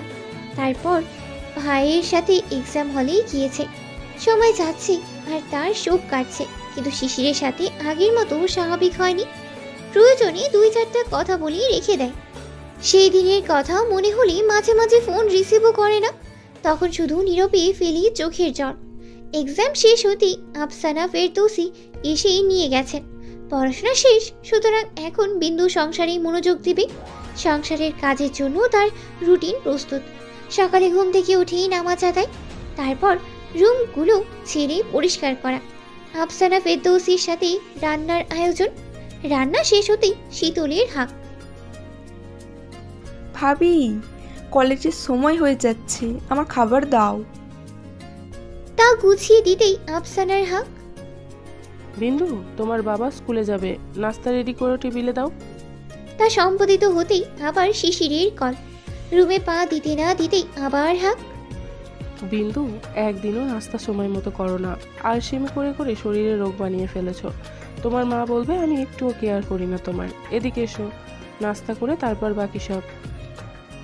ফোন সাইলেন্ট করে আবার খাবার টেবিলে শাশুড়ির সাথে গল্প করতে করতে নাস্তা শেষ করে শিশিরের কথা মনে পড়তেই হাঁড়ি পাতিল দ্রুত মেজে গুছিয়ে রেখে ফোন হাতে নিয়ে দেখে নিল এত এত মিসড কল আর মেসেজ। রেগে আছো? আমার অপরাধ? কল রিসিভ করছো না কেন? বিন্দু কল করতেই কেটে গেল। শিশির আবার কল ব্যাক করলো। রিসিভ করি সালাম দিতে সালামের জবাব দিয়ে শিশিরের উক্তি, কেমন আছো? আলহামদুলিল্লাহ, তুমি? আলহামদুলিল্লাহ। রেগে আছো আমার উপর? না, তাহলে কল রিসিভ করছো না কেন? একটু ব্যস্ত ছিলাম, ফোন পাশে ছিল না। আচ্ছা যাও, কাজ করো, নিজের খেয়াল রেখো। এখন তো ফ্রি। এখন যে আমি ব্যস্ত হয়ে গেলাম। ও আচ্ছা। বিকেলে রায়হান মোল্লা বাড়িতে ফিরে আফসানা ফেরদৌসির সাথে গল্প করছে। তার হাই স্কুলে ৩-৪ জন শিক্ষক শিক্ষিকা নিয়োগ দেওয়া হবে। একজনের ব্যবস্থাও হয়েছে, আরও লাগবে। কেমন প্ররোচনার মাধ্যমে নেবে তা নিয়েই পরামর্শও চলছে। আফসানা ফেরদৌসি বলল, বিন্দুকেও তো নিয়োগ দেওয়া যায়, সে বাসায় বসেই থাকে, পড়াশোনা করে কি লাভ হলো যদি কাজেই না লাগতে পারে। তাই রায়হান মোল্লা বিন্দুকে ডেকে মতামত চাইল। সংসারের কাজকর্ম সেরে দুপুরটা বিন্দুর অবসরে কাটে, তাই রাজি হয়ে গেল তার শ্বশুরের স্কুলে শিক্ষকতা করবে। রায়হান মোল্লা আরও একজনের ব্যবস্থা করে ফেললেন, বাকি 2 জন বিজ্ঞপ্তির মাধ্যমে সংগ্রহ করবেন। শুরু হয়ে গেছে বিন্দুর সংসার জীবনের পাশাপাশি পেশাগত জীবন। সংসারে আদর্শ বউ হয়ে থাকার পাশাপাশি বসে গেছে সে এক মর্যাদার পরিপূর্ণ এক স্থানে। শ্বশুর বাড়ির সাপোর্টে শিক্ষকের আসন পেয়ে নিজে অর্জিত জ্ঞান ছোট মগজে বিস্তৃতভাবে ছড়িয়ে দিচ্ছে। পাশাপাশি সেও অর্জন করছে অতিরিক্ত শিক্ষা, মজবুত ও পূর্ণ করে তুলছে তার জ্ঞানের ভাণ্ডার। কেননা জ্ঞান বিতরণ করলে কমে না, বরং আরও বেড়ে যায়। চলছে শীতকালীন ছুটি। শিশিরের মামাতো বোনের বিয়ে উপলক্ষে তারা পঞ্চগড় যাচ্ছে।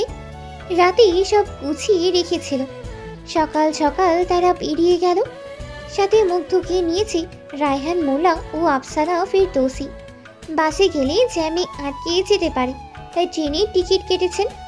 শীতুল, পিন্তু ও মুগ্ধ একসাথে বসেছে, আর শিশিরের বাবা মা পাশের সিটে।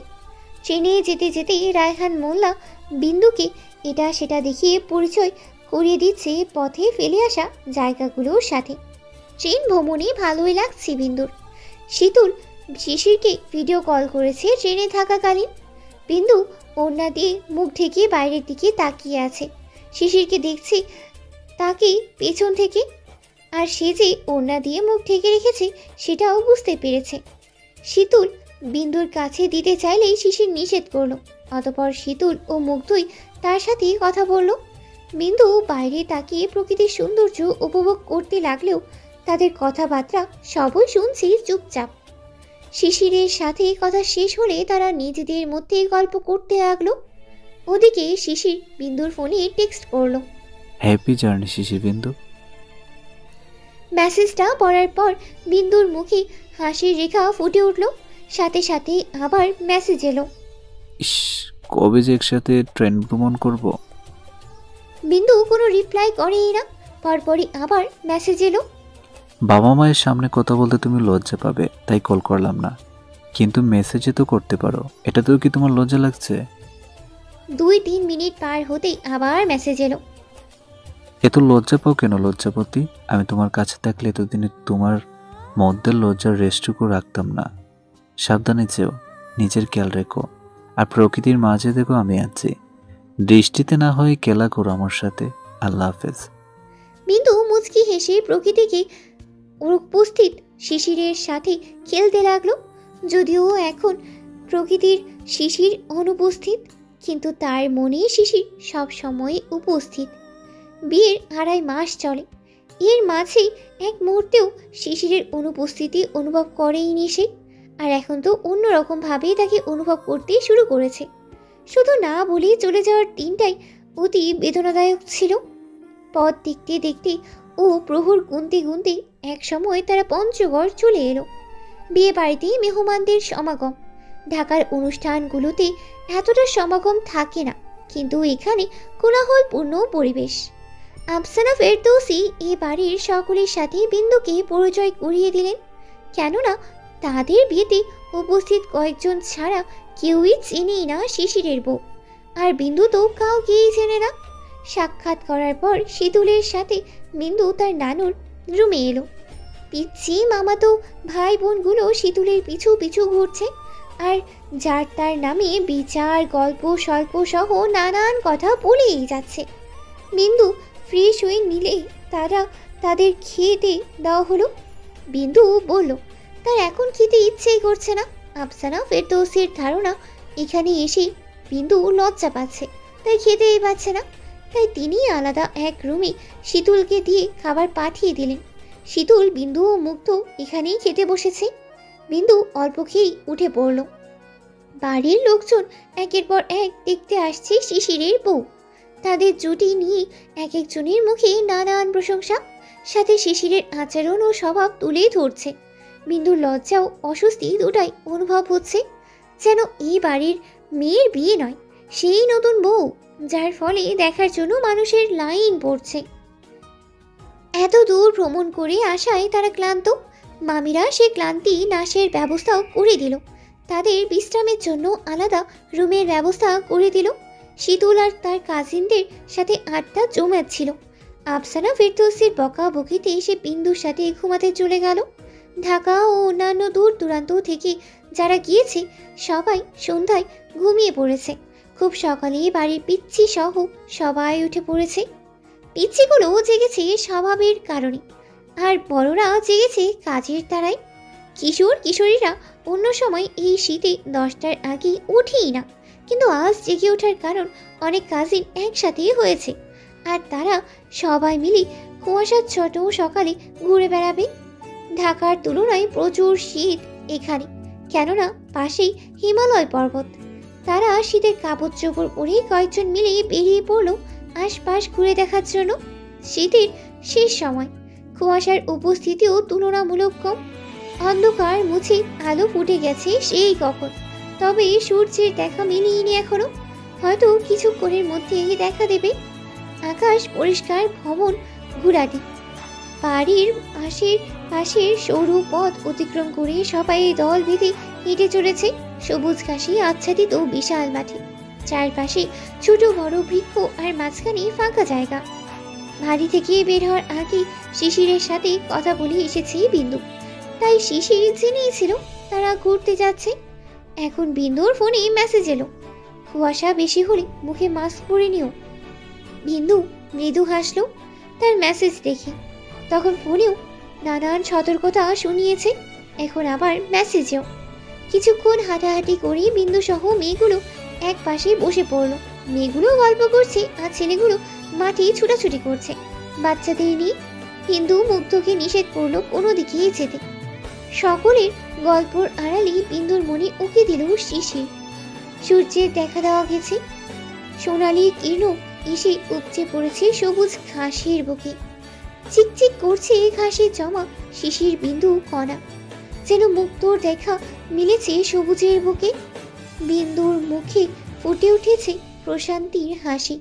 সে হাত বাড়িয়ে শিশিরের বিন্দু স্পর্শ করলো আঙ্গুলের অগ্রভাগে।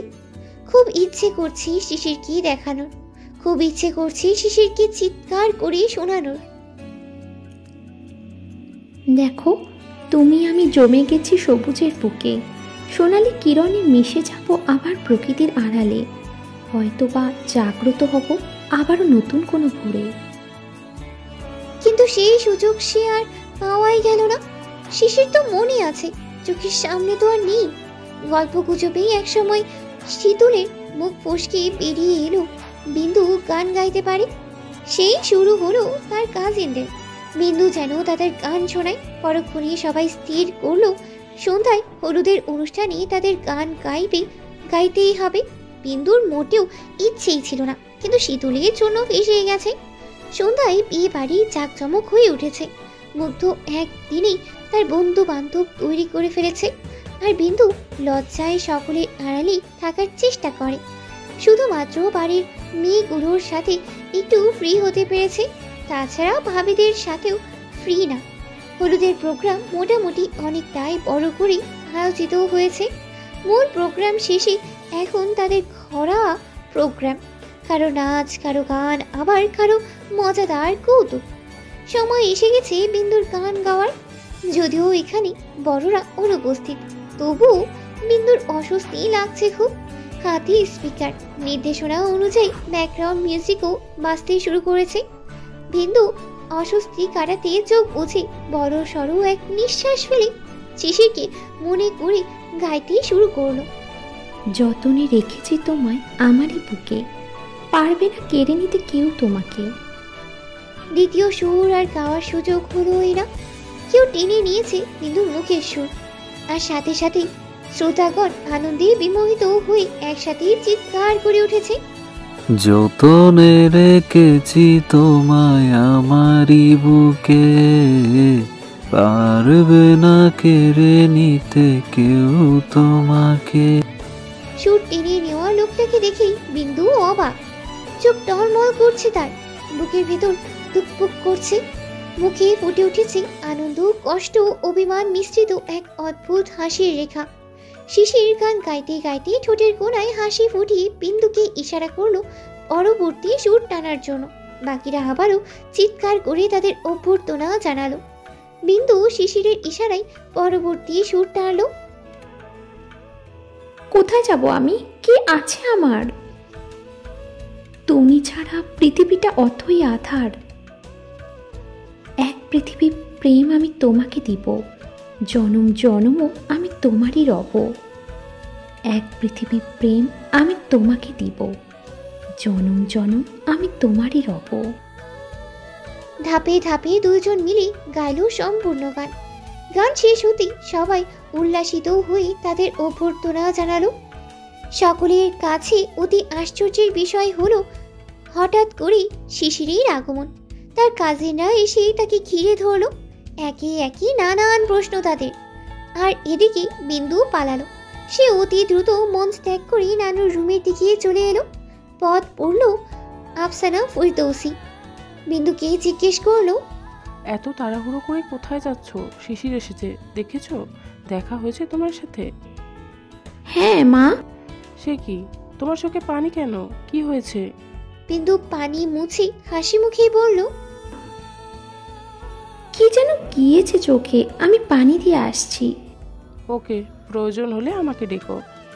আচ্ছা। বিন্দু ছুটে চলে গেল নানুর রুমে।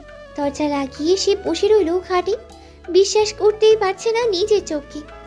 সব স্বপ্ন মনে হচ্ছে। এটা শিশির হতেই পারে না। সে দুপুরের আগেও কথা বলেছে তার সাথে। যদি আসার হতো তাহলে তাকে জানাতো। বাবা মা কিংবা শীতুলের কাছেও জানতো কিছু, শুনতো কিছু। এই মুহূর্তে তার অনুভূতির লীলা খেলা সে নিজেই বুঝতেই পারছে না। পা ঝুলিয়ে বসে দুই হাতে বিছানার চাদর আঁকড়ে ধরেছে। জমানো কষ্টের বিস্ফোরণ ঘটায় ঠোঁট কামড়ে ধরে কাঁদতে শুরু করেছে বিন্দু। 3-4 মিনিটের মতো পার হতেই দরজায় টোকা ও শীতুলের কণ্ঠ ভেসে এলো। ভাবি, রুমে আছো? ভাবি। বিন্দু কণ্ঠ স্বাভাবিক করেই সাড়া দিল। হ্যাঁ শীতুল, কি জন্য? চেঞ্জ করছো তুমি? না, করব। একটু খোলো তো, আমার জুতো চেঞ্জ করব।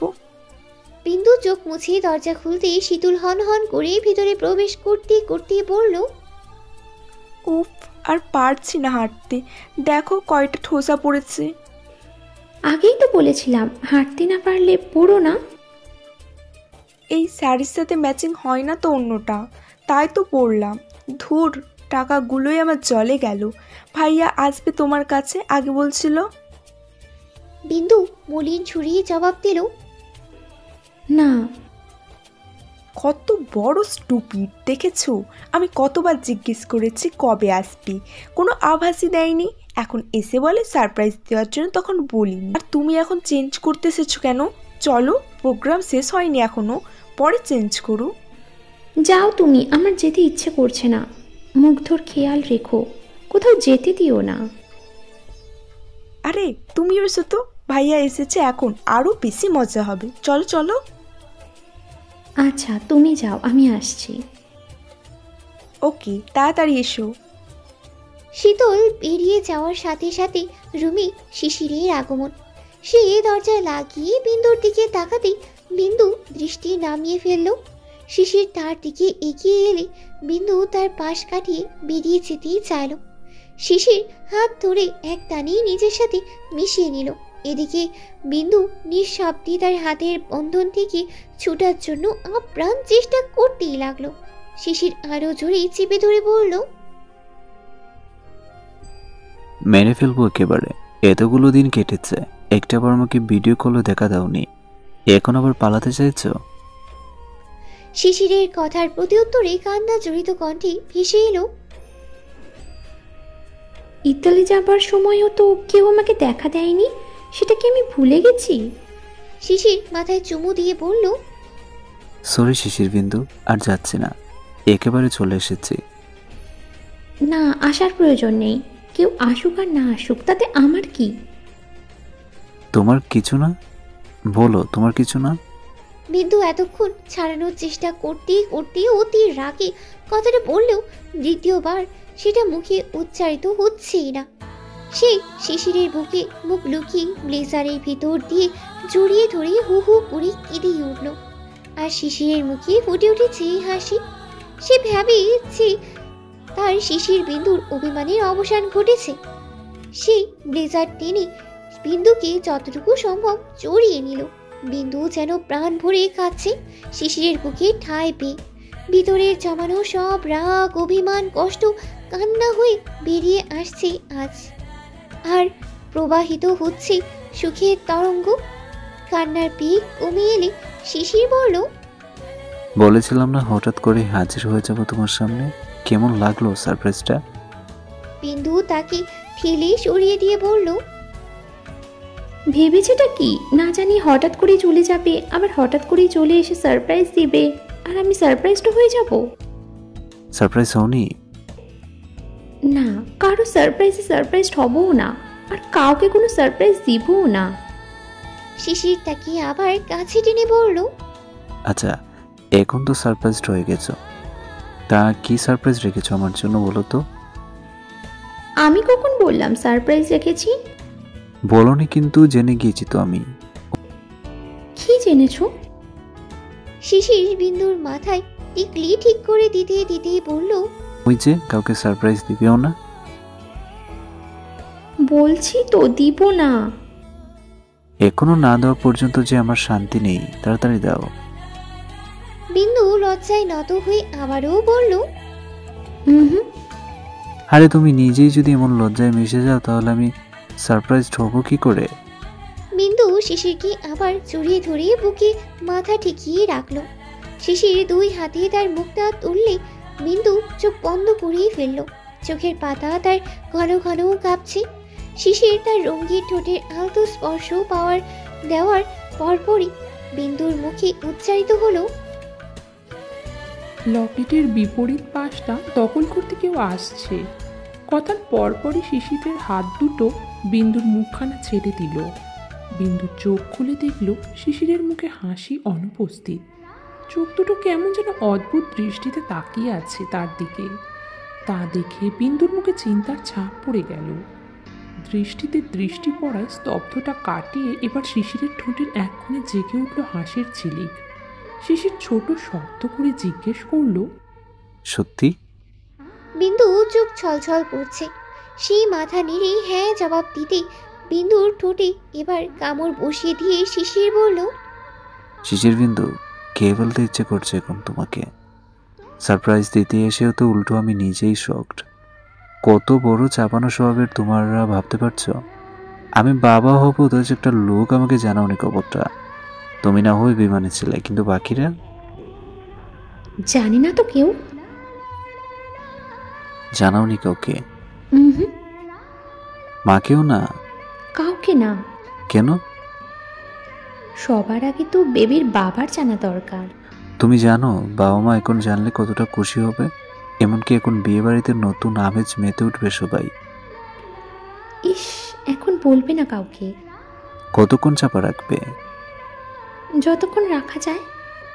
শিশির হুট করে তাকে কোলে উঠিয়ে বলল, বেবিদের বাবা যে এত বড় আনন্দ চাপা রাখবে না শিশির বিন্দু, আমি ভাবতে পারছি না তুমি সবার কাছে লুকিয়ে রেখেছো কিভাবে। মাকে কিছুই বুঝতে পারেনি? আমি তো জানলাম মাত্র 3 দিন আগে। শিশির তাকে খাটিয়ে বসিয়ে দিয়ে জুতা খুলতে লাগলে বিন্দু নিষেধ করলো। শিশির শুনল না, সে জুতা খুলতে খুলতে বলল, আমি যদি না আসতাম তাহলে কি ফোনে জানাতে আমাকে? হুম। কতদিন লুকিয়ে থাকতে? এক সময় তো সবাই জেনেই যেত আর আমাকেও জানিয়ে দিত।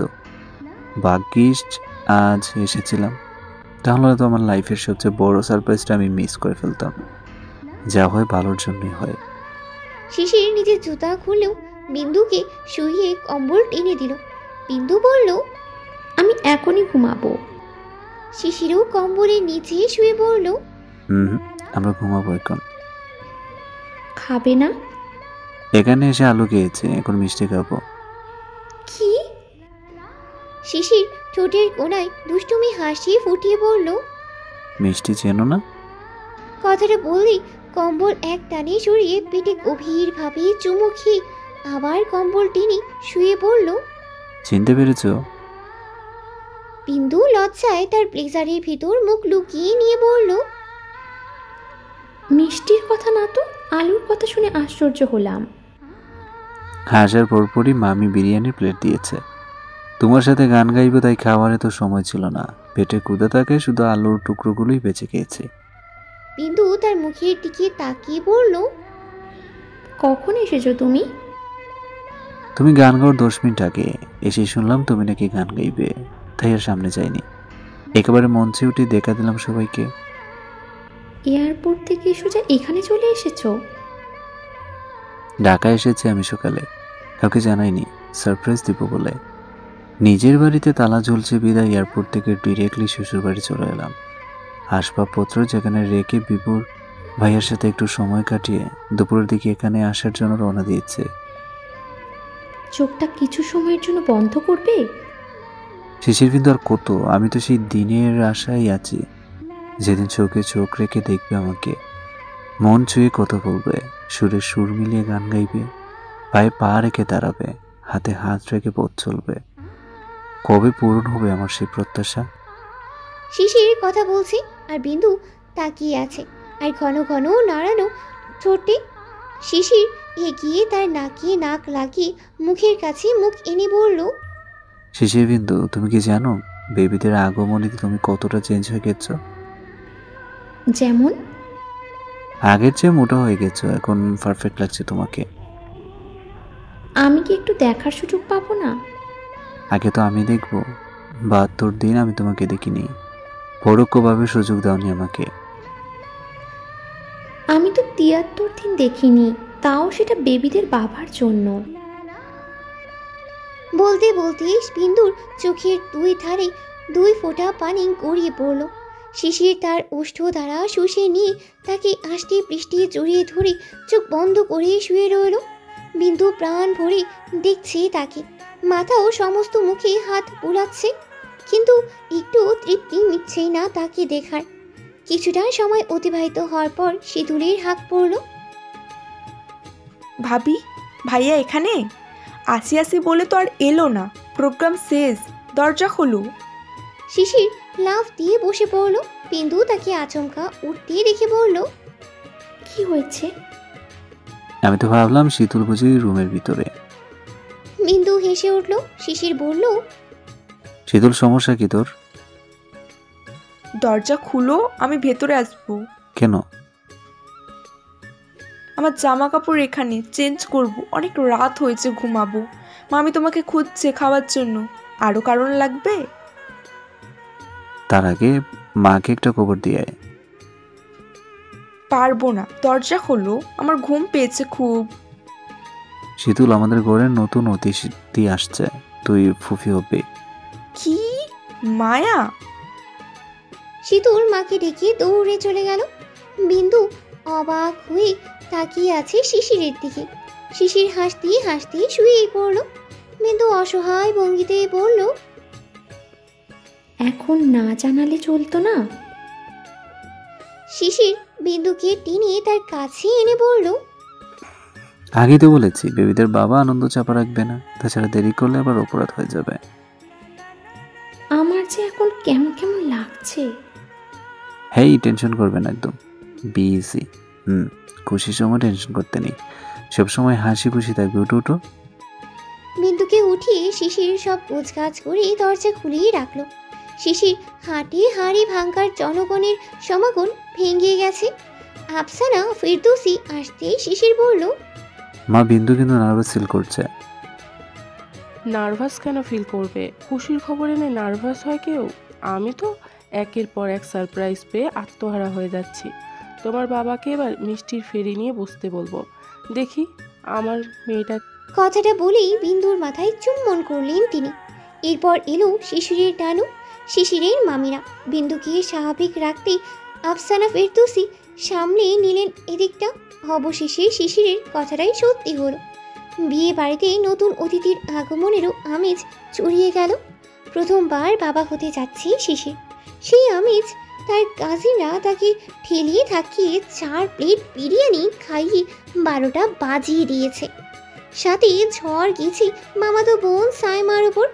কাল তার বিয়ে, বিয়ের দিন তো খেতে পারবে না তার কাজিনদের মতে। বিয়ে তো একবারই হবে, তাই ইচ্ছে মতো বিয়ের খাবার খেয়েই নিক, যাতে আজীবন মনে রাখে বিয়ের কথা। তার বিয়ে উপলক্ষে টুকটাক খাওয়া দাওয়ার পরও তাকে জোর করে পুরো 1 প্লেট বিরিয়ানি খাইয়ে দিয়ে ছেড়েছে। ফলস্বরূপ সাইমার উক্তি, আগামী 7 দিন তার না খেলেও চলবে। বিয়ে বাড়ির সব মজা সবচেয়ে বেশি উপভোগ করছে তারা এই মধ্যরাতে। বিন্দু শিশিরের চিন্তায় অস্থির। আজ দেশে এসেছে, অর্থাৎ সে 2 দিন ধরে বিশ্রাম থেকে দূরে। এত রাত হয়ে গেছে তাও কাজিনদের হাত থেকে মুক্তি নেই। শিশির বিন্দুর অস্থিরতা বুঝতে পেরে যত তাড়াতাড়ি সম্ভব সবার আমেজের অবসান ঘটিয়ে সবাইকে ঘুমানোর জন্য পাঠিয়ে দিল। সে বিন্দুকে নিয়ে তাদের জন্য আলাদা রুমে নিয়ে উঠেছে, আর বাকিরা ঠেসাঠেসি অন্যান্য রুমে। বিয়ের অন্য দিন ক্ষণ তাদের আনন্দেই কেটেছে। শিশির উপস্থিত থাকায় আনন্দটা আরও বেশি জমে গেছে। সবচেয়ে বেশি আনন্দিত হয়েছে বিন্দু। তার শূন্যতা কেটে গেছে শিশিরকে পেয়ে। ধুমধামে বিয়ে সম্পূর্ণ হলো। অনেক মেহমান চলে গেছে, কিন্তু শিশিরা রয়ে গেছে। শীতকালীন ছুটিতে তারা বহুদিন পর বেড়ানোর সুযোগ পেয়েছে, তাই আরও 1 সপ্তাহের মতন এখানে কাটিয়ে তারপর বাড়ি ফিরবে। বিয়ের 2 দিন পর খুব সকালে ঘুম থেকে উঠে শিশির বিন্দু নামাজ আদায় করে ঘুরতে বের হলো। শিশিরের কথায় বিন্দু শাড়ি পরেছে। শীত এতটাও না থাকলেও শিশির তাকে শীতের পোশাক পরিয়ে তারপর বেরিয়েছে। বিন্দু সেই পথ দেখালো যেই পথে সাইমার বিয়ের আগের দিন সকালে এসেছে। শিশির সেই পথে হাঁটতে লাগলো বিন্দুর হাত ধরে। হাঁটতে হাঁটতে শিশির বলল, শিশির, বিন্দু, ইতালি থেকে আমি কি এনেছি তা তো একবারও জানতে চাইলে না তুমি? তুমি এসেছো, এতেই আমার চাওয়া পূরণ হয়ে গেছে। শিশির তার দিকে তাকিয়ে মৃদু হেসে হাঁটতে হাঁটতে বলল, সাথে যে আরো কিছু এনেছি। শিশির বিন্দুকে জানাতে ইচ্ছে হলে বলো। অন্যদেরটা বাদে বলি, তোমার জন্য 2টা ড্রেস এনেছি, আর বেবিদের জন্য 1 জোড়া জামা, 2 জোড়া জুতো, 1 জোড়া দোলনা, 1 জোড়া মামপট, 1 জোড়া। শিশিরকে থামিয়ে দিয়ে বিন্দু অবাক হয়ে বলল, বেবিদের কথা জেনেছো, এখানে এসো। তাহলে এসব প্ল্যানিং করে আসছিলাম তো, যখন বেবিরা আসবে তখন যদি শুনে তাদের বাবা ইতালি ছিল, অথচ তাদের জন্য সেখান থেকে কিছু নিয়ে আসেনি, তাহলে কি মন খারাপ করবে না? তাই আগে নিয়ে এলাম। আপাতত 2জনের জন্য নিয়ে এলাম। নেক্সট টাইম যখন আবার অতিথি আনবো তখন না হয় আবার সেখানে গিয়ে হানিমুন সেরে আসবো, কি বলো? বিন্দু অন্যদিকে ফিরে হাসলো। শিশির লজ্জা মাখা কথা বলতে বলতে পথ অতিক্রম করে সেই মাঠেই এলো। শীতের সকাল হাওয়ায় পুরো মাঠ ফাঁকা। বিন্দু শিশিরের সাথে জুতা হাতে নিয়ে শিশির ভেজা ঘাসের ওপর খালি পায়ে হাঁটলো। খুব ভালোই লাগছে দুজনেরই। মাঝপথে বিন্দু শিশিরকে থামিয়ে দিয়ে সামনে এসে দাঁড়ালো। হাত থেকে জুতা ফেলে শিশিরের 2 কাঁধে 2 হাত রেখে চোখে চোখ রেখে বিন্দু বলল, জনাব, আজ আমি তোমার প্রত্যাশা পূরণে সক্ষম। চোখে চোখ রেখে দেখছি, মন থেকে উচ্চারণ করছি, আমি পায়ে পা রেখে দাঁড়াবো। সাথে সাথে শিশিরের হাত থেকেও জুতা পড়ে গেল। মুখে ফুটে উঠল ভুবন জয়ী হাসি। বিন্দু আর শিশির ভেজা চরণ প্রিয় মানুষের চরণে রাখল। শিশির তাকে দুই হাতে ধরে দাঁড়াতে সাহায্য করলো। বিন্দু এখন পায়ে পা রেখে দাঁড়িয়ে দুই হাতে গলা জড়িয়ে অতৃপ্ত প্রাণ ভরে দেখছে তাকে। চোখ দুটো তার ছল ছল করছে। শিশির বিন্দুর দিকে পলকহীন দৃষ্টি রেখে বলল, করিলে পূরণ বহুদিনের শোক, ভুবনে নেই আজ দুঃখের কলরব, আছে শুধুই পক্ষীকুলের গুঞ্জন, বেজা চরণের স্পর্শে জাগালি শিহরণ, জমা ছিল যত শত শত আলাপন, প্রকাশ হলো তাহা মনে মন কথন, সবুজের বুকে জমে যে শিশির বিন্দু, তিলে তিলে সঞ্চিত করলে তো সৃষ্টি হবে সিন্ধু। বিন্দু মুগ্ধ হয়ে তাকিয়ে আছে। উক্তি শেষ করে শিশির তার কপালে ভালোবাসার স্পর্শ এঁকে দিল। বিন্দু তাকে ছেড়ে দিয়ে একটু সামনে এগিয়ে গেল। ঘাসে স্পর্শ করে হাতে শিশির বিন্দু কণা নিয়ে সেখান থেকেই চেঁচিয়ে বলল, জনাব দেখো, তুমি আমি জমে গেছি সবুজের বুকে, সোনালি কিরণে মিশে যাব আবার প্রকৃতির আড়ালে, হয়তো বা জাগ্রত হব আবারও নতুন কোনো ভোরে। শিশির এগিয়ে এসে তার শিশির ভেজা হাত মুঠোয় ধরে চুম্বন করলো। অতঃপর সামনে কদম ফেলতে লাগলো, যেন কিরণ হয়ে তারা নেমে এসেছে ভুবনে। কদমে কদমে শিশির বিন্দু মুছে নিয়ে নতুনত্ব দান করেছে সবুজ তৃণমূলকে। তালে তাল মিলিয়ে প্রভাত কিরণ নেয় শিশির বিন্দু ভুবনে ছড়িয়ে যাচ্ছে এক নয়া প্রেম ও ভালোবাসার আলোড়ন।